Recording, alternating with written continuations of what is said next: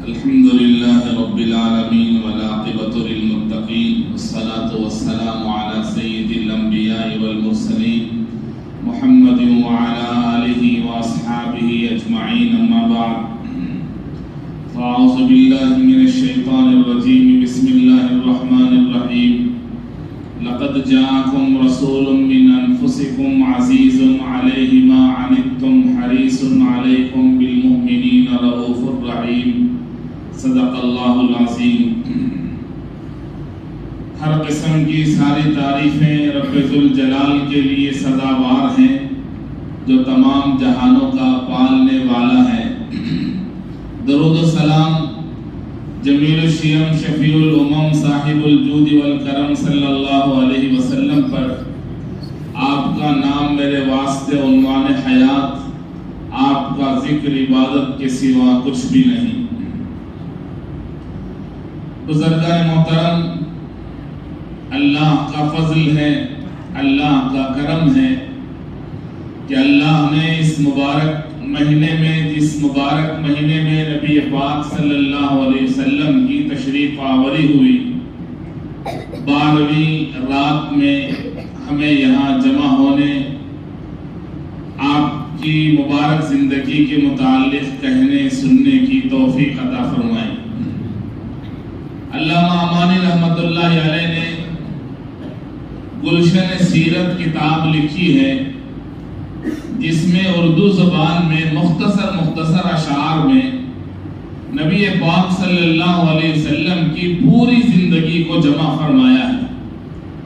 انہوں نے ربیع الاول کے مہینے کا تذکرہ فرمایا، جہاں میں مجدین جا بخش لایا، بہاروں پر ربیع الاول آیا، برس تھا وہ ہوا تھا جس میں بےقیل، وہ کوئے قصہ فیل و ابابیل، دوشنبہ 12ویں تاریخ جب تھی، یہی تاریخ سب میں منتخب تھی، نرالا وقت تھا انوار والا، عیاں تھا صبح صادق کا اجالا، زمین پر ہو رہی تھی نور باری، بڑی ہی منتظر تھی خلق ساری، ہوا پیدا شہنشاہ دو عالم، سرور آدم و اولاد آدم، ہوا پیدا حبیب خاص داور، ہوا پیدا شفیع روز محشر۔ یہ ایک مستقل نظم ہے، علامہ امانی رحمت اللہ علیہ نے چھوٹے بچوں کو یاد کرنے کے لیے سیرت پاک پر ایک نظم لکھی ہے۔ سارے واقعات، غزوے کے واقعات، پیدائش کے واقعات اور امہات المؤمنین کے واقعات بھی حضرت نے بڑی آسانی سے جمع فرمایا ہے۔ میں نے جو آیت پڑھی اس کا ترجمہ یہ ہے کہ لقد جاءکم رسول من انفسکم، تمہارے پاس آئیں گے ایسے رسول جو تم ہی میں سے ہیں، انسان ہیں۔ انسان ہوگا تو سیکھنے میں آسانی ہوگی، ان کو امام بنا کر لوگ مقتدی بن کر نماز پڑھیں گے۔ فرشتہ یا جن نہیں آئیں گے تمہارے پاس، انسان آئیں گے، اور تمہارے بستی کے رہنے والے، مکہ مکرمہ کے رہنے والے اور قریش نامی تمہارے ہی شہر کے قبیلے کے معزز قبیلے کے رہنے والے، کہیں دور دراز سے کوئی آدمی آئے تو اجنبیت رہتی ہے۔ اللہ تعالیٰ فرماتے ہیں کہ لقد جاءکم رسول من انفسکم، تمہارے ہی درمیان سے ایک آدمی کو، ایک پیغمبر کو ہم نے بھیجا ہے جو آپ کے سامنے آئے گی۔ ان کی خوبی کیا ہے، خاصیت کیا ہے، ان کا کمال کیا ہے؟ آدمی اپنے صفات سے پہچانا جاتا ہے، خوبی سے پہچانا جاتا ہے۔ لوگ پھل خریدتے ہیں، ترکاریاں خریدتے ہیں، دیکھتے ہیں کہ اس کا کمال کیا ہے۔ پھل ہے تو دیکھتے ہیں میٹھا ہے کیا، جب تک اس پھل کی خاصیت معلوم نہیں ہوتی آدمی خریدتا نہیں ہے۔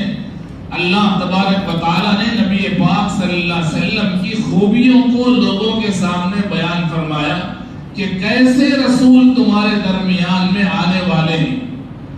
عزیز علیہ ما عنتم، اللہ تعالیٰ فرماتے ہیں کیسے نبی آنے والے ہیں، کیسے نبی آئیں گے جو باتیں تم پر گراں گزرتی ہیں، جو جن باتوں سے تمہیں تکلیف ہوتی ہے، ان تکلیف ہونے والی باتوں کی وجہ سے وہ پریشان ہو جاتے ہیں۔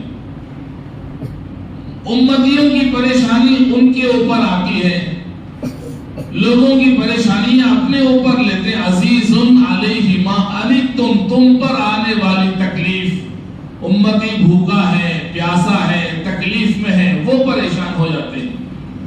حریص علیکم، حرص کرتے ہیں میرا بھائی، میرا امتی جنت میں داخل ہو جائے، جہنم سے بچ جائے.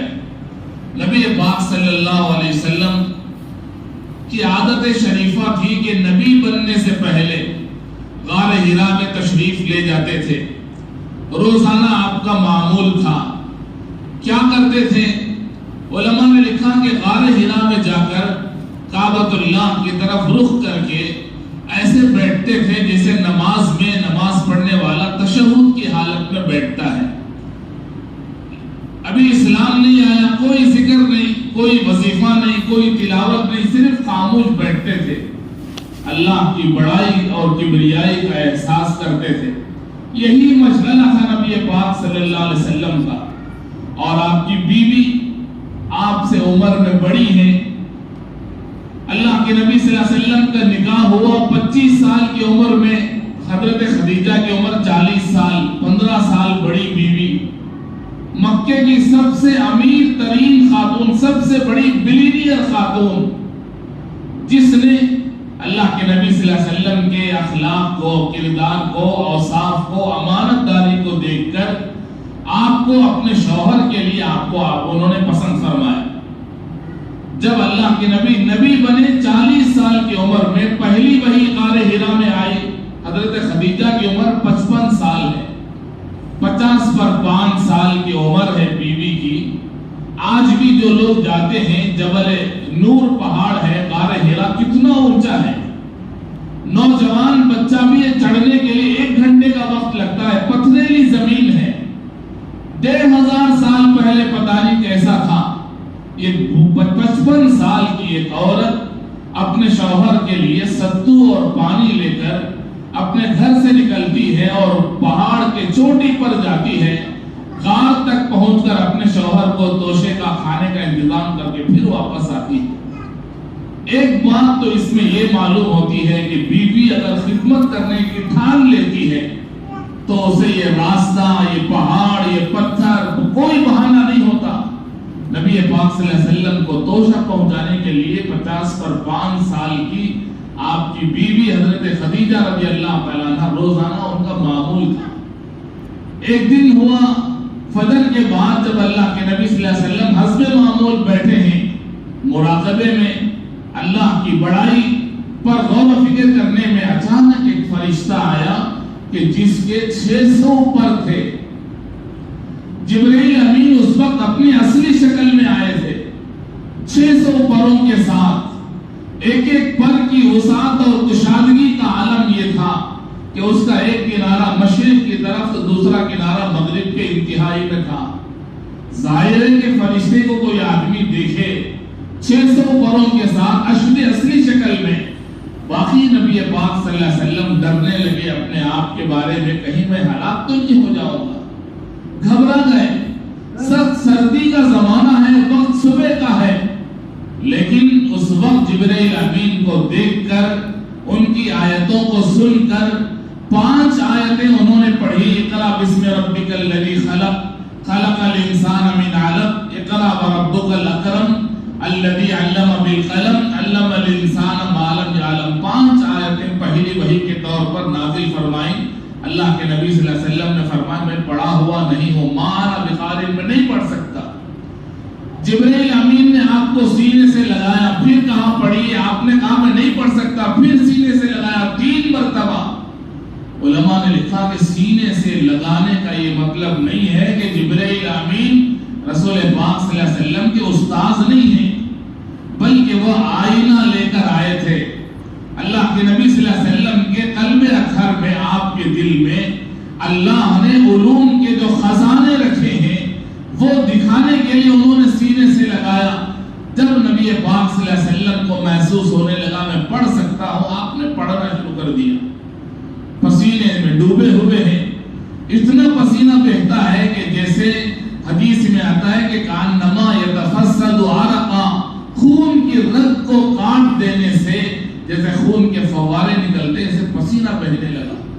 گھبرائے ہوئے اللہ کے نبی تشریف لائے اور گھر تشریف لے گئے. حضرت خدیجہ رضی اللہ عنہ سے فرما مجھے چادر اور ٹھنڈ لگی ہے, جیسے بخار آ جاتا ہے, گھبراہٹ محسوس ہو رہی ہے, ڈر محسوس ہو رہا ہے, اپنی جان کا ڈر ہونے لگا. کمبل اڑاؤ, زمیلوں نے کمبل اڑا دیا. اس وقت ایک نیک بیوی کی ذمہ داری کیا ہے؟ شوہر بیمار ہو جائے, شوہر گھبرا جائے, شوہر پریشان ہو جائے, تو ایک نیک بیوی کی جو صفات ہیں وہ حضرت خدیجہ نے کر کے دکھایا. سر کے پاس بیٹھ گئی, نبی پاک صلی اللہ علیہ وسلم کے 5 صفات کو انہوں نے بیان فرمایا تسلی دینے کے لیے. کوئی گھبرانے کی بات نہیں ہے, اللہ آپ کو ہلاک نہیں فرمائیں گے, خدا کی قسم. کیوں؟ نبی بنے ہیں آج. اس سے پہلے اللہ کے نبی صلی اللہ علیہ وسلم کے 5 صفات, اسلام سے پہلے وہ 5 صفات حضرت خدیجہ نے رسول پاک صلی اللہ علیہ وسلم سے کہنے لگی. آپ اطمینان رکھیے, تسلی رکھیے, اللہ آپ کو ہلاک نہیں فرمائیں گے. کیوں؟ انک لتصل الرحم وتحمل الکل وتکسب المعدوم وتقری الضیف وتعین علی نوائب الحق. کی 5 خوبیاں ہیں اسلام سے پہلے رسول اللہ صلی اللہ علیہ وسلم کے اندر تھی. ان خوبیوں کو اللہ حضرت خدیجہ نے بیان فرمایا. پہلی بات, انک لتصل الرحم, آپ صلہ رحمی کرتے ہیں, لوگوں سے جڑ جاتے ہیں. جو آپ کو سلام نہیں کرتا اسے آپ سلام کرتے ہیں, جو آپ سے بات چیت بند کر لے اس سے آپ آگے بڑھ کر بات کرتے ہیں. ہمارا معمول یہ ہے کہ ہمارا مقابلہ چلتا ہے لوگوں میں کہ اس نے مجھے شادی کی دعوت نہیں دی تو میں اپنے بچوں کی شادی میں اسے نہیں بلاؤں گا. اس لیے لوگ تحفہ دیتے ہیں کہ میرے بچے کی شادی میں لوگ آگے مجھے تحفہ دیں. نبی پاک صلی اللہ علیہ وسلم توڑنے والے سے ملتے تھے, اس کو صلہ رحمی کہا جاتا ہے. خاندان میں, قبیلے میں, رشتہ داروں میں صلہ رحمی کی بڑی اہمیت ہے. اس لیے نبی پاک صلی اللہ علیہ وسلم نے فرمایا کہ اپنے رشتہ داروں کو جو آدمی خرچ کرتا ہے, زکوٰۃ صدقات دیتا ہے, اس کو دگنا اجر ملتا ہے. ایک اجر تو زکوٰۃ صدقے کا اجر, دوسرا صلہ رحمی کرنے کا اجر. اس لیے کہ صلہ رحمی کرنے کی وجہ سے تعلق بڑھے گا, عظمت بڑھے گی, رشتہ داری مضبوط ہوگی. ایک دوسرے کو دیکھ کر چہرہ پھیر لیا تو صلہ رحمی ختم ہو جائے گی. نبی پاک صلی اللہ علیہ وسلم نبی بننے سے پہلے, اسلام کے آنے سے پہلے مکے والوں کے ساتھ آپ صلہ رحمی فرماتے تھے. حضرت خدیجہ رضی اللہ عنہ فرماتی ہیں کہ جو صلہ رحمی کرتا ہے اللہ تعالیٰ اسے کبھی ہلاک نہیں کرتے. مل جل کے چلنے والا, سب کو ساتھ لے کر آگے بڑھنے والا. مجھے یاد ہے کہ میرے دادا حضرت مولانا ابو سعود احمد صاحب رحمۃ اللہ علیہ بنگلور میں سبیل الرشاد کے قیام کے بعد بھی ہر سال رمضان میں اتنے سارے لفافے پلی کنڈا, بلیش پور کے جو دور دور کے رشتہ دار ہیں ان کا نام لفافے میں لکھ کر ان کی رقم, ان کی ضرورت کے بقدر میرے والد صاحب کے پاس پورے لفافے آتے تھے, وہ جا کے تقسیم کر کے آتے تھے. اسی کو صلہ رحمی کہتے ہیں. آپ بھی یہ نہ چاہیں کہ میں مالدار رہوں, سارے خاندان والے غریب ہی رہیں, یہ صلہ رحمی نہیں ہے. اچھائی چاہنا, اسی کو صلہ رحمی کہا جاتا ہے. پہلی خوبی اللہ کے نبی صلی اللہ علیہ وسلم کی جو حضرت خدیجہ نے بیان فرمایا وہ صلہ رحمی. وَتَحْمِلُ الْكَلْ, لوگوں کا بوجھ اٹھاتے ہیں. کسی پر بوجھ بنا, بھائی آپ نہیں بن سکتے, ہسپتال میں علاج نہیں کر سکتے, میں آپ کو پیسے دیتا ہوں. آپ کے بچوں کی تعلیم کی فیس نہیں دے سکتے, خفیہ طور پر پیسے دے کے بھیج دیے. یہ نبی پاک صلی اللہ علیہ وسلم کی خوبی تھی اسلام سے پہلے کہ کسی پر کوئی چیز بوجھ بنی ہوئی ہے اس کے بوجھ کو ہلکا کرنے میں اللہ کے نبی صلی اللہ علیہ وسلم آگے آگے رہتے تھے. ہم یہ سوچیں کہ ہم نے کتنوں کا بوجھ ہلکا کیا, کتنوں کے کام آئے ضرورت پر. نبی پاک صلی اللہ علیہ وسلم کا وعدہ ہے کہ جو اپنے بھائی کے کام آتا ہے اللہ تعالیٰ اس کے کام آ جاتے ہیں. ہر آدمی پر حالات آتے ہیں. اللہ فی عون العبد ما کان العبد فی عون اخیہ, جب تک آدمی اپنے بھائی کی مدد کرتا ہے اللہ تعالیٰ اس کی مدد فرماتے ہیں. ہم اپنے بھائی کی مدد کریں گے پیسوں سے, کھانے سے, غلے سے, لیکن اللہ کی مدد جب آتی ہے تو وہ مدد ہمیں قیامت کے دن کامیاب ہونے کا ذریعہ بن جاتی ہے. اس لیے اللہ والے لوگوں کی مدد کر کے اللہ کی مدد لیتے تھے. اللہ کے پاس سے خزانہ آئے گا. حضرت علی رضی اللہ تعالیٰ عنہ کے گھر میں فاطمہ بیمار ہو گئی. اس زمانے میں رواج یہ تھا کہ بیمار آدمی کو انار کھلایا جاتا تھا اس کی بیماری دور کرنے کے لیے. حضرت علی رضی اللہ تعالیٰ عنہ کے پاس اتنے پیسے نہیں تھے, صرف ایک انار خریدنے کے پیسے تھے. سیدھی سادی زندگی فاقے کے ساتھ گزرتی تھی. اللہ کے خوف اور اللہ کی عبادت کے ساتھ ایک انار خریدنے کے لیے بازار میں گئے. اچھا سا ایک انار لیا, بیوی کو دینا ہے اس کی بیماری دور کرنے کے لیے. بازار سے واپس آئے تو ایک اور صحابی سے ملاقات ہو گئی. علی انار بڑا اچھا ہے, تعریف کرنے لگے. نبی پاک صلی اللہ علیہ وسلم نے صحابہ کو اس کی سخاوت سکھائی تھی, اس لیے حضرت علی نے جب انہوں نے تعریف کی تو دے بھائی آپ انار آپ ہی لے لو. انار دے دیا. دینے کے بعد اب اپنے گھر کی طرف جانے لگے تو یہ سوچنے لگے کہ پیسے تو ایک ہی انار کے تھے, بیوی کو دینا تھا, بیوی بیمار ہے, لیکن میں نے دے دیا انار. اللہ کے نبی صلی اللہ علیہ وسلم نے سکھایا تھا صحابہ کو, سخاوت سکھائی. ایک حدیث میں آتا ہے کہ اللہ کے نبی کی مجلس میں ایک صحابی کی بیوی نے, صحابیہ نے ایک چادر اپنے ہاتھوں سے بن کر نبی پاک صلی اللہ علیہ وسلم کی خدمت میں پیش کرنے لگی پردے کے ساتھ. یا رسول اللہ, یہ میں نے اپنے ہاتھوں سے بنا ہے, یہ آپ کے لیے ہے. حدیث میں آتا ہے کہ جب اللہ کے نبی نے اس کو اوڑھا تو بڑی خوبصورت چادر, سارے صحابہ تعریف کرنے لگے. ایک صحابی نے کہا یا رسول اللہ, یا بہت اچھی ہے چادر, آپ پر بڑی جچتی ہے. تعریف کی تو نبی پاک صلی اللہ علیہ وسلم نے وہ چادر نکال کر تعریف کرنے والے کو دے دیا. یہ مزاج حضرت علی کے اندر آئے. ایک انار خریدا وہ بھی دے دیا. گھر خالی ہاتھ مایوسی کے ساتھ گھر گئے تو دیکھا کہ فاطمہ نے دروازہ کھولا تو چہرے میں حشاش پشاش, بیماری چلی گئی, بیماری ختم ہو گئی. پوچھا فاطمہ بیماری چلی گئی, انار نہیں لایا میں. فاطمہ رضی اللہ تعالیٰ عنہ نے فرمایا کہ میرے سردار تھوڑی دیر پہلے پتہ نہیں کیا ہوا کہ اچانک اللہ نے میرے بخار کو دور کر کے مجھے شفا دے دی. ادھر شوہر نے ایک انار صدقہ کر دیا, اپنے بھائی کو دے دیا. ادھر اللہ نے اپنے خزانے سے حضرت فاطمہ کو شفا عطا فرمائی. یہ صحابہ کا مزاج تھا کہ دے کر اللہ کے خزانے سے لیتے تھے. ایسا نہیں کہ آنے کے بعد دیں گے, پیسہ زیادہ ہوگا تو دیں گے, یہ نادانی ہے. دے کر اللہ کے خزانے سے لینا, دوسروں کی مدد کر کے اللہ کی مدد لینا, یہ صحابہ اکرام کا مزاج تھا. نبی پاک صلی اللہ علیہ وسلم کی دوسری خوبی حضرت خدیجہ نے فرمایا کہ وَتَحْمِلُ الْكَلْ, لوگوں کا بوجھ اٹھاتے ہیں, ان کے بوجھ کو ہلکا کرتے ہیں. اللہ تعالیٰ جو لوگ دنیا میں دوسروں کے بوجھ کو ہلکا کرتے ہیں, اللہ تعالیٰ قیامت کے دن ان کے گناہوں کے بوجھ کو ہلکا کر کے جنت میں داخل فرمائے. تیسری خوبی جو حضرت خدیجہ نے اپنے شوہر کی خوبی بیان فرمائی, وَتَكْسِبُ الْمَعْدُومِ, وہ آدمی جو کما نہیں سکتا, اپاہج ہے, لنگڑا ہے, لولا ہے اور کمانے کی عادت نہیں ہے, اسے نبی پاک صلی اللہ علیہ وسلم کما کر اسے دیتے تھے. کتنے لوگ ہیں دنیا میں جو لوگوں کو دیتے ہیں, خود کما کر دوسروں کا پیٹ بھرتے ہیں, خود کما کر دوسروں کے گھر کا راشن دیتے ہیں. یہ تو انسانیت ہے. اللہ کے نبی صلی اللہ علیہ وسلم نے فرمایا خود کھا جانا کہ میرا گھر, میری دکان, میرا راشن, میرے بچے, یہ حیوانیت ہے. دوسروں کے کام آنا یہ انسانیت ہے, اللہ کی صفت ہے. اللہ کھاتے نہیں دوسروں کو کھلاتے ہیں, پیتے نہیں دوسروں کو پلاتے ہیں, وہ لامکان ہے, لوگوں کے گھر بناتے ہیں. تو جو جس آدمی کے اندر لوگوں کی خدمت کرنے کا مزاج ہے اس کے اندر انسانیت ہے. اللہ کے نبی صلی اللہ علیہ وسلم کی تیسری صفت کو بیان فرمایا حضرت خدیجہ نے, وَتَكْسِبُ الْمَعْدُومِ.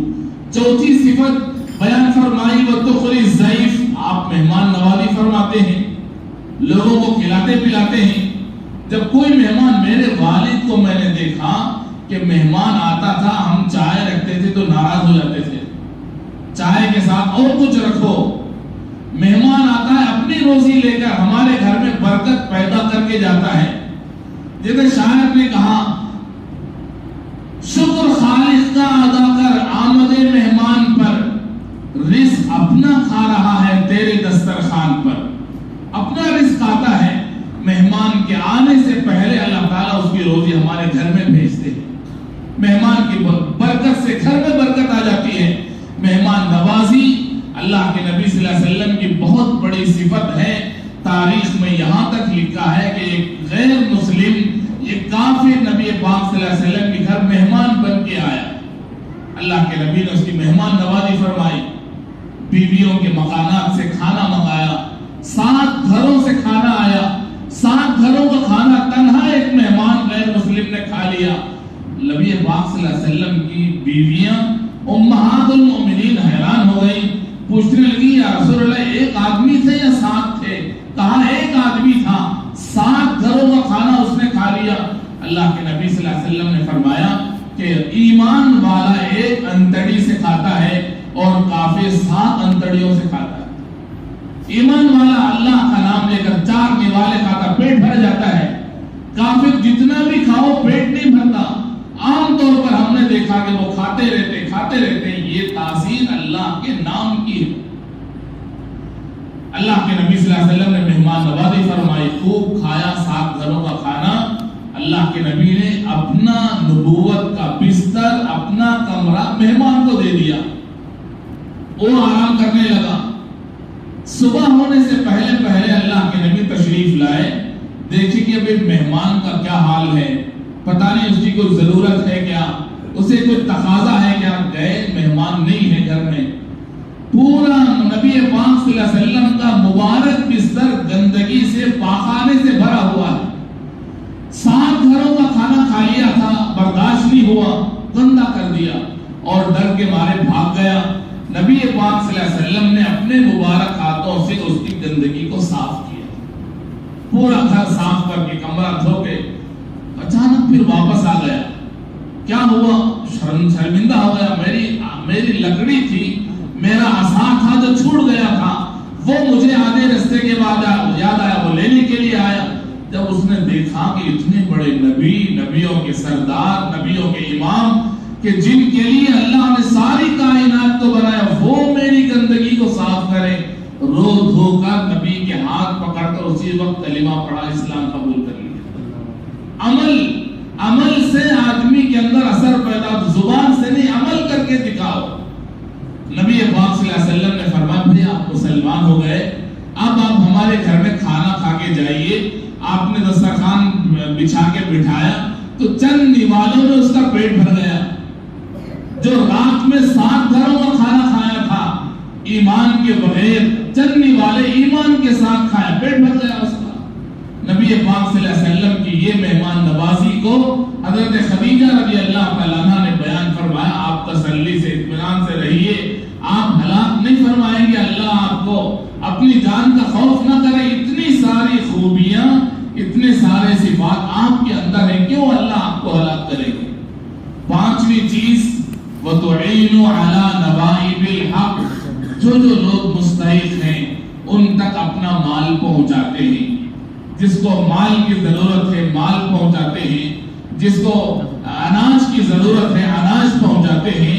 جو حق کے راستے ہیں مستحق لوگوں تک مال کو پہنچانا نبی پاک صلی اللہ علیہ وسلم کا طریقہ سنت ہے. حضرت خدیجہ رضی اللہ تعالیٰ عنہ نے اسی کو بیان فرمایا کہ 5 خوبیاں آپ کے اندر ہیں, کیوں اللہ آپ کو ہلاک کریں گے؟ میرے پاس مال ہے تو یہ میرا نہیں ہے, جو میرا بینک میں ہے وہ بھی میرا نہیں ہے, جو گھر میں ہے الماریوں میں تجوریوں میں زیورات وہ بھی میرے نہیں ہیں. میرا کیا ہے؟ نبی پاک صلی اللہ علیہ وسلم نے حدیث میں فرمایا کہ انسان کے اندر میرا مال, میری گاڑی, میری کار, میرا گھر, میرا صرف 3 چیزیں ہیں. ایک وہ ہے جو وہ کھانا میرا ہے جو پیدا ہونے سے لے کر آج تک میں نے کھا کے ہضم کر دیا, وہ میرا. دوسری چیز وہ کپڑے جو آج تک میں نے پہن کر پرانا کر دیا, وہ میرا ہے. تیسرا وہ صدقہ اور خیرات جو میں نے کسی غریب کی امداد کے لیے, ضرورت مندوں کے لیے دین کے راستے میں خرچ کیا, وہ میرے لیے اجر و ثواب کا ذریعہ بن گیا, وہ میرا ہے. جو کچھ ہے وہ وارثین کا ہے, بعد والوں کا ہے, میرا نہیں ہے. ایک لمحہ جھٹکے میں آدمی کی موت ہو جاتی ہے، پیسے چھوڑ دیتا ہے آدمی۔ بنگلور میں ایک واقعہ ہوا، 2-4 دوست بیٹھے پیسے گن رہے تھے، اچانک ایک کو ہچکی آئی، وہی ان کا انتقال ہو گیا، پیسے ہاتھ سے کھینچ کے نکالے لوگوں نے۔ کس کو کیا پتا کب موت آ جائے گی۔ اللہ کے نبی نے فرمایا جو ہے وہ تمہارا نہیں ہے، اس پر تمہیں اترانے کا حق نہیں ہے۔ جو کھا لیا وہ میرا ہے، جو پہن لیا وہ میرا ہے، جو اللہ کی راہ میں دے دیا وہ میرا ہے۔ اللہ کے نبی صلی اللہ علیہ وسلم نے صحابہ کو تعلیم دی کہ اپنے پاس کچھ ہے تو آزو بازو والوں کا درد رکھو، ان کے بارے میں بھی سوچو۔ ہم نے اپنے بڑوں سے سنا، ایک امیر مالدار گھر کے بازو میں ایک چھوٹی سی جھونپڑی تھی، اچانک جھونپڑی سے بچوں کے رونے کی آواز آئی۔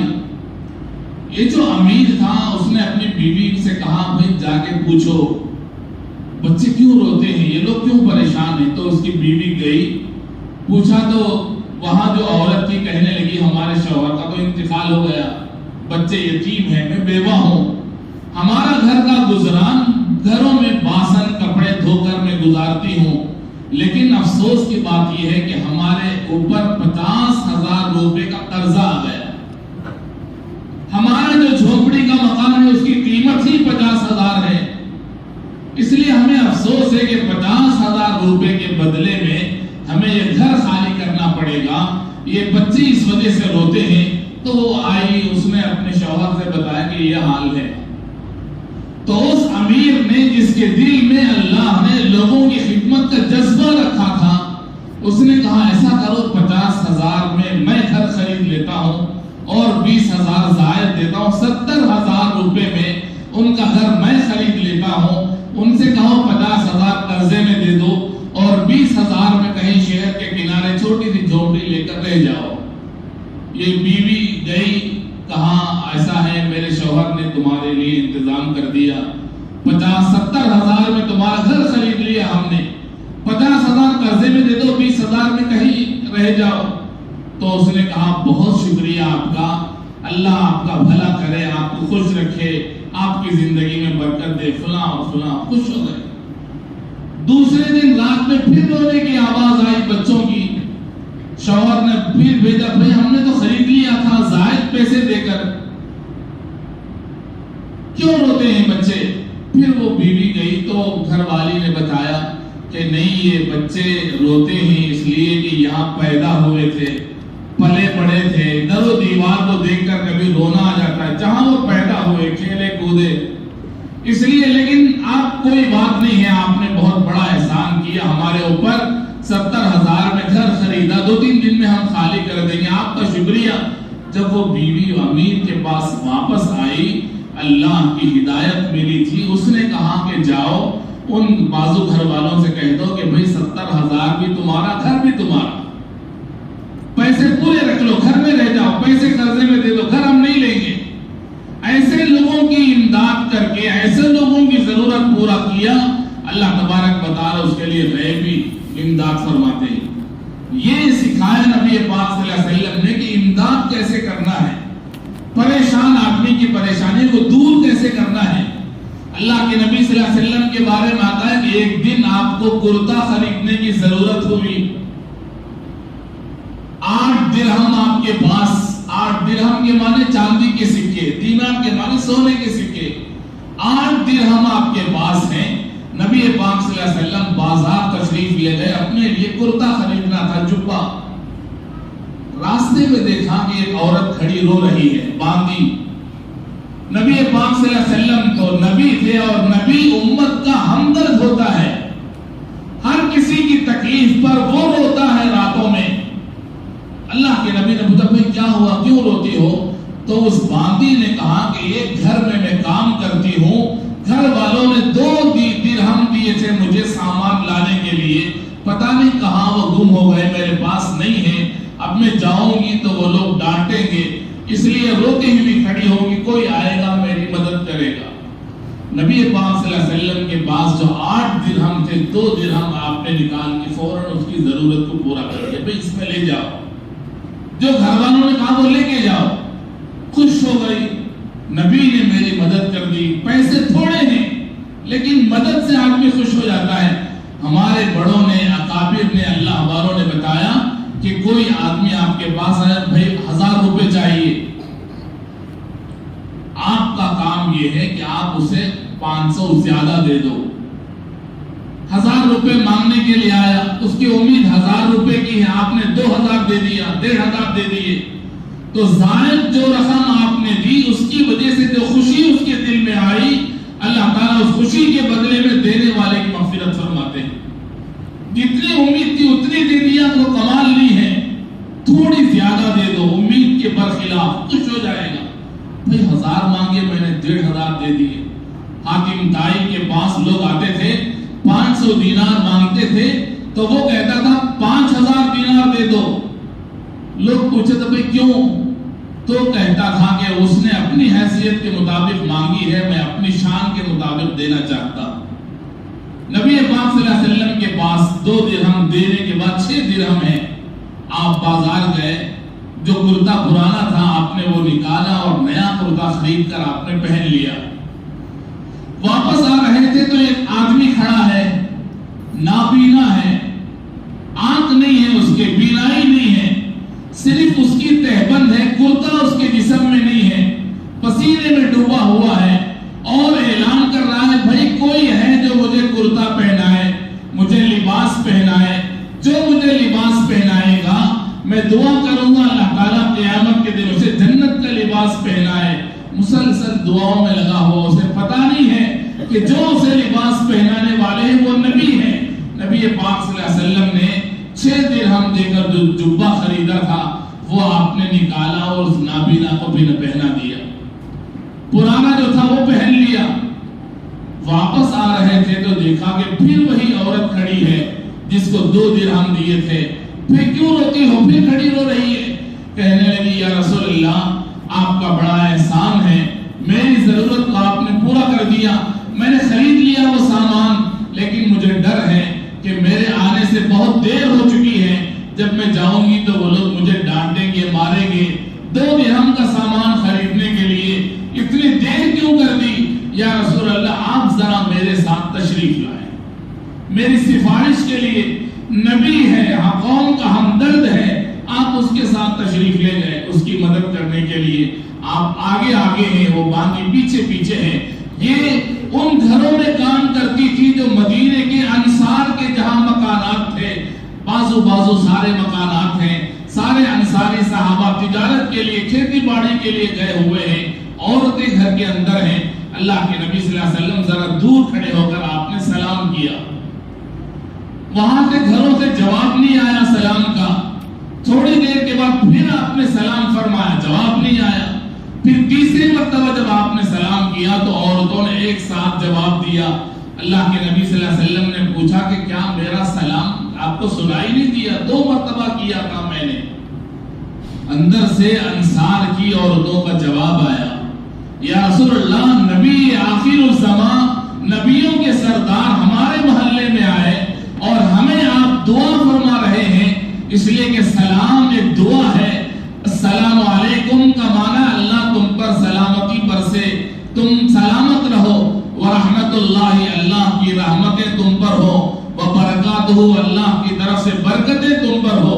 یہ آپ کی طرف سے دعا تھی، اور نبی کی دعا کبھی اللہ تعالیٰ درگزر نہیں کرتے، ٹالتے نہیں ہیں، اس لیے اندر اندر ہم لوگ آمین کہہ رہے تھے۔ دوسری مرتبہ پھر آپ نے دعا فرمائی، پھر ہم لوگ آمین کہہ رہے تھے۔ تیسری مرتبہ اگر ہم جواب نہ دیں تو آپ واپس چلے جائیں گے، اس خوف سے ہم نے سلام کا جواب دے دیا۔ رسول پاک صلی اللہ علیہ وسلم نے امت کو یہ تعلیم دی ہے کہ جس گھر میں جاؤ سلام کرو 3 مرتبہ، جواب نہ آئے تو واپس چلے آؤ، دروازہ گھنٹی بجاؤ 3 مرتبہ، فون کرو تو بھی 3 مرتبہ۔ علماء نے لکھا کہ بار بار اتنا اصرار پریشان مت کرو کہ وہ آدمی پریشان ہو جائے۔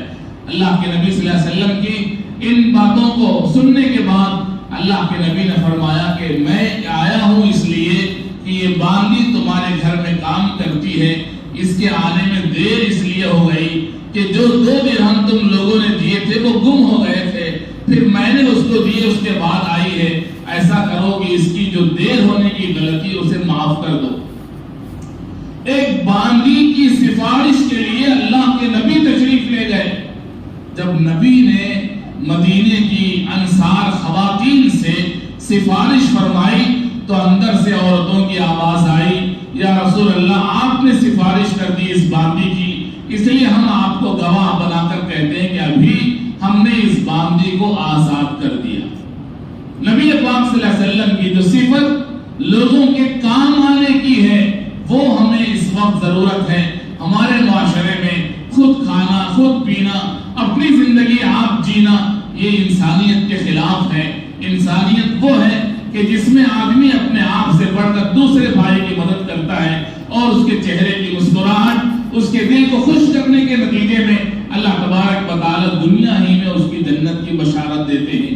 اللہ تعالی ہم سب کو یہاں جمع ہونے کو بے انتہا قبول فرمائے۔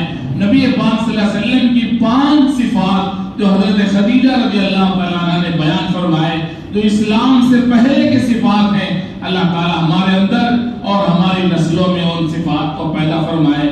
وآخر دعوانا ان الحمدللہ رب العالمین۔ میں مشکور ہوں حضرت مولانا ظہیر احمد صاحب زیدہ مجدہم کا، حضرت مولانا نوید احمد صاحب زیدہ مجدہم کا، مسجد کے مدرسے کے تمام ذمہ داروں کا، اراکین کا، کہ انہوں نے مجھ ناچیز کو یہاں آنے کا موقع دیا اور کچھ کہنے کا حکم فرمایا۔ آپ کے حکم میں یہاں آیا۔ اللہ تعالیٰ میرے کہنے کو، سننے کو اور سب کے یہاں جمع